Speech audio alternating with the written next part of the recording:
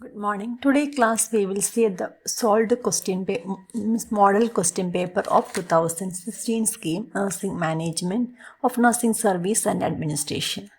So the first question, there is one long essay and two short essays. The first long essay is define management, explain the principles of management. So the definition carries 2 marks and the principles of management carries 10 marks. That management is the process of planning and organizing the resources and activities of a business to achieve specific goals in the most effective and efficient manner possible. That is one of the definitions of management. So, efficiency in the management refers to the completion of tasks correctly at the minimal cost. Effectiveness in management relates the completion of tasks within the specific time limits. Even though it is the minimal cost, it has to be finished within the time limit. So this is the management is the process of planning and organizing is the definition of the management. Next, we can see there are 14 principles of management created by Henry Fayol that are explained below. The first one is division of work. The Henry believed that segregating work in the workforce amongst the worker will enhance the quality of the products. So division of work. Similarly, he also concluded that division of work improves the productivity, efficiency, accuracy and speed of the workers. It is better to complete one particular job by one single person than it is better to complete one particular job by three or four people than by completing a one person alone. This principle is appropriate for both managerial as well as the technical work level. Second principle is authority and responsibility. These are the two key aspects of management.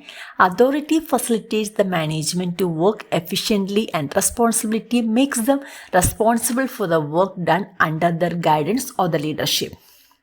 The third principle is discipline. Without discipline, nothing can be accomplished. So, it is the core value for any project or any management. Good performance and sensible interrelation make the management job easy and comprehensive. Employees of good behavior also helps them smoothly build and progress in their professional careers.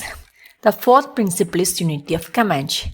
This means employees should have one boss and should follow his command. If the employee has to follow more than one boss, there is a conflict of interest and can create confusion among the employees. The fifth one is unity of direction. Whoever engage in the same activity should have one unified goal. This means all persons working in a company should have one goal and one motive which make the work easier and achieves to set the goal easily. Subordination of individual interest. It indicates that the company should work entirely towards the interest of the company rather than personal interest. Be the subordinate to the purpose of an organization. This refers to all chain of command in the company. Remuneration. This plays an important role in motivating workers of a company. Remuneration can be monetary or non-monetary. However, it should be according to an individual's effort that they have made. Centralization. In any company, the management or any authority responsible for decision-making process should be neutral. However, this depends on the size of an organization. Henry Fayol stressed on the point that there should be a balance between hierarchy and division of power. Ninth is scalar chain. Fayol on this principle highlights that hierarchy steps should be the highest to the lowest. This is necessary so that each employee knows their immediate senior. Also, they should be in contact if they need it. Order. Companies should maintain a well-defined work order to have a favorable work culture. The positive atmosphere in the workplace will boost more positive productivity. Equity. All employees should be treated equally and respectfully. It is the responsibility of the manager that no employee should face discrimination. And stability. An employee delivers the best if they feel secure in their job. It is the duty of the management to offer a job security to the employees. Initiative. The management should support and encourage the employees to take initiatives in the organization. This will help them to increase their interest and make them work. Esprit de corps. It is the responsibility of the management to motivate their employees and be supportive to each other regularly. These are the 14 principles of management. The first short essay is explain the role of headmasters in organizing in-service education. In-service education is the planned education activities intended to build upon educational and experimental basis of a professional nurse for the enhancement of practice, education and administration and research of theoretical development aimed at improving the health of the public. This is the definition given by American Nurses Association. So, for in-service education, we should assess the needs. That means needs to realize the importance of early recognition, changes in nursing service, technology, public demands and patient occupancy. Set goals and define specific objective. The primary goal of in-service education program is imparting information to change the way a person performance, think or feels. Third one is select the resource person. When selecting the individuals as resource person, the attributes should be kept in mind are ability to serve as models for learners, knowledge about concepts of adult learning, expertise, experience and clinical competence in an area to be covered, should know how to communicate knowledge, willing to assist in the evaluation process. And fourth one is resources. Assessing available resources for establishing the program. Fifth one is budget. Establishing a workable budget appropriate for the program. Evaluating. Assessing the results at stated intervals, that is soon after the program or within 1 week. Reassessing. Checking the goals and updating the plan periodically. The second short essay is explain the role of nursing school administrator in administration of curriculum. The major roles include planning, that means develop philosophy and objective for educational program, identifies the present needs in related to educational program, investigates, evaluates and secures the resources, formulates the plan of action, select and organize learning experiences, participate in the formulation of admission and recruitment policies. Second is organizing. Determine the number of positions, scope and responsibility for each faculty and staff. Analyzes and prepares the job description. Indicates line of authority, responsibility in relationship and channels of communication by means of organizational chart. Delegates authority with responsibility. Maintain a plan of workload among the staff members. Third one is directing, recommends appointments and promotions based on qualification and experience, provide adequate orientation to the staff members, guides and encourages staff members in their job activities, consistently makes administrative decisions based on establishment policies, creates staff involvement in designing educationally sound program, provides freedom for the staff to develop active training course within the framework of the curriculum, promotes staff participation in research, and procures and maintains physical facilities which are to be standard. Fourth one is coordinating. Coordinates the activities related to the programs, the administration meeting, staff meeting, parent-teachers meeting, coordinates various committees like curriculum committee, ethical committee, budget committee, coordinates various programs like SNA, motivate the staff and students to participate various programs, recognize the need for continuing education of self and staff and provide stimulation for opportunities for such development. Controlling, maintain recognition of educational program by accrediting bodies like KNSC, INC and university, prepares, secures, approves and administrates the budget. Then there are 5 short notes. The first one is organization chart.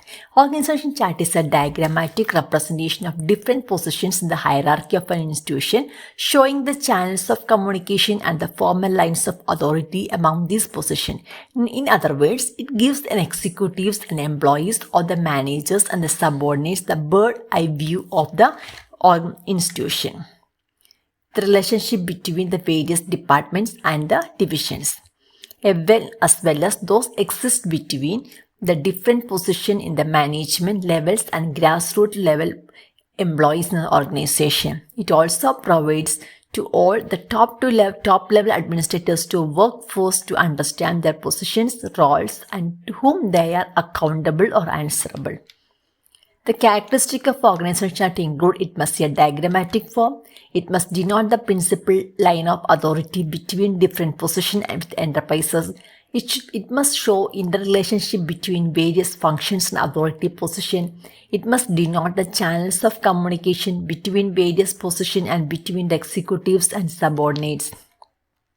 Advantages include maps line decision-making authority, helps people to understand their assignment and those of their co-worker, reveals the managers and new personnel how they fit in the organization, contribute to the sound organizational structure, shows formal lines of communication. Disadvantages: it shows only formal relationship. It does not indicate degree of authority, and it may show things as they're supposed to be and used rather than they are. Possibility exists of confusion, authority with status. Organization chart is a picture of an organization. The knowledgeable manager can derive much information by reading the chart. It can help to identify the roles and their expectations. It defines formal relationship and institution. Second short note is ethical and legal responsibilities of a professional nurse. The ethical principles of the respective autonomy. The autonomy can be defined as self-rule with no control, undue influence or interference from others. It's about respecting other people's wishes and supporting them in their decision. Second is beneficence. They can be defined as principle of doing well and providing care to others. Promotion of well-being. As an employees, we are properly trained and competent to carry out the task we are providing to our children, family, clients or customers. The non-maleficent obligation to inflict the harm on others goes hand in hand with beneficence. However, do we sometimes cause short-term harm or long-term good? Justice, simply defined as equal treatment of equal cases, treating everyone as the same. However, some people need to be treated differently if they require special care over and above what other people must need. The legal liability in nursing include unintentional tort, that is a type of accident that causes to another person or property. Negligence. Nursing negligence usually means failure by nurse to take appropriate action to protect the patient from harm. Example: burns, falls, medication errors, failure to observe, use of defective equipment, loss of patient property, etc. Malpractice. Medical malpractice is an act or omission of healthcare provider which deviates from accepted standards of practice in medical community and which cause injury to the patient.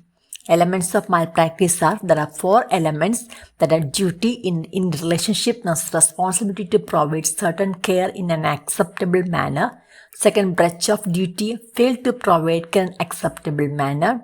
Injury, nurse act cause some harm to the patient. Then proximate cause, reasonable cause and effect can be shown between omission or commission and then harm.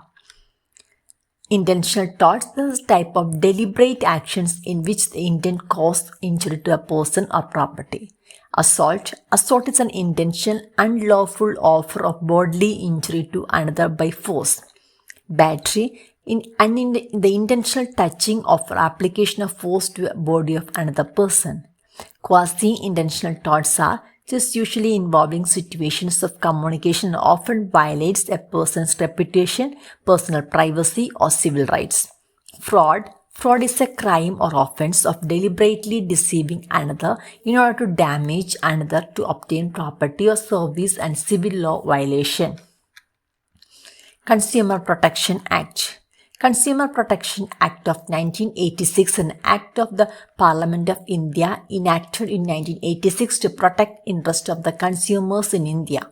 This act aims to provide better protection to the interest of the consumers, to make provisions for the establishment of consumer councils and other authorities to provide speedy and cheap remedy to the consumers. It safeguards the rights of consumer. A consumer is the person who buys any goods or avails of any service for a consideration which has been paid or promised to be paid, either fully or partially or in some form of deferred payment. Till 1995, even the courts were not clear whether doctors are covered under the Consumer Protection Act. In Landmarks, the case in 1995, the Supreme Court decision in Indian Medical Association versus BP Shamda, 5 medical profession has brought under the section of 21 of Consumer Protection Act of 1986. The maximum time limit of the claim to be filed under consumer protection is 2 years from the date of occurrence of the cause of action. There are no court fees to be paid to file a complaint in a consumer forum or a commission. Further, the complaint, that means the opposite party, can present his case on his own without the help of the lawyer. The court gave great responsibility to punish the guilty doctors and at the same time to protect honest doctors from undue harassment at the hands of the patient. Next is nursing care standards. According to ANA, the standard is described a criterion used to the agreement as an acceptable level of practice or an established norm. Standards of care or standards of practice in nursing in general guidelines that provide foundation as to how a nurse should act and what he or she should be and should not do in his or her professional capacity. Deviating from this standard can result in certain legal implication. Professional standards describe the competent level care in each phase of the nursing process. The main purpose of professional standards is to direct and maintain safe and clinically competent nursing practice. These standards are important to our profession because they promote and guide our clinical practice.